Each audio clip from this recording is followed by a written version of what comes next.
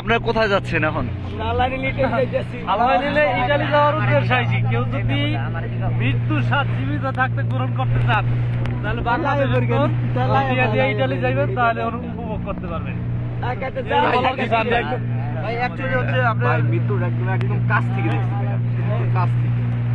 কয়দিন ছিলেন এই যে নৌকায়?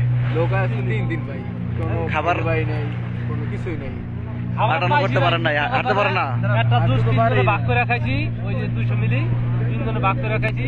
আর মস্ত হয় লঙ্গি বিন্দা এর ভিতরে মস্ত হয়।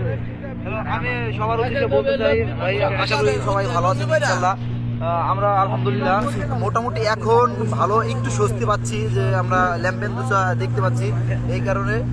তাছাড়া কালকে যে একটা ঘটনা ঘটছে, কালকে সারা রাত নৌকা চড়ছি, তো এক কথা বলতে গেলে মৃত্যুর সাথে পাঞ্জা লড়ছি আমরা। অ্যাকচুয়ালি এটা আমি বলে মৃত্যুটাকে একেবারে কাছ থেকে দেখছি। যদি আসে তাহলে সবাই দেখতে পারবে, ঠিক আছে? তো আমরা ইতালির ল্যাম্পেদুসা যে দ্বীপটা আছে ওই দ্বীপের কাছে আছি আমরা, ঠিক আছে? তো এই শারীরিক ভাবে এবং মানসিক ভাবে দুই দিক দিয়েই সাধারণত আমরা 97 জন যাত্রী আছি এই বোটে।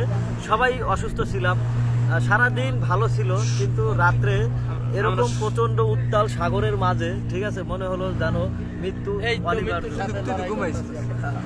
আমরা সবাই এখনো বেঁচে আছি। তাদের উদ্দেশ্যে কি বলবেন? নতুন যারা আসতে চায় তাদের উদ্দেশ্য কথা একটাই, তারা যদি জীবিত থাকতে যদি মৃত্যুর স্বাদ গ্রহণ করতে চায় তাহলে তারা 20,000 টাকা দেবো, তারা না আসে। ভাই আইয়েন না, আমি যদি গেলে ঢুকতে পারি আপনার যত ক্ষয় খরচ আছে আমি দিন ভাই। আইয়েন না, আসবেন না। প্রতি মাসে ও ক্ষয় খরচের টাকা দেবে, আমি 5,000 করে টাকা দিন, বেশি না। আপনার পাইতে আইয়েন না।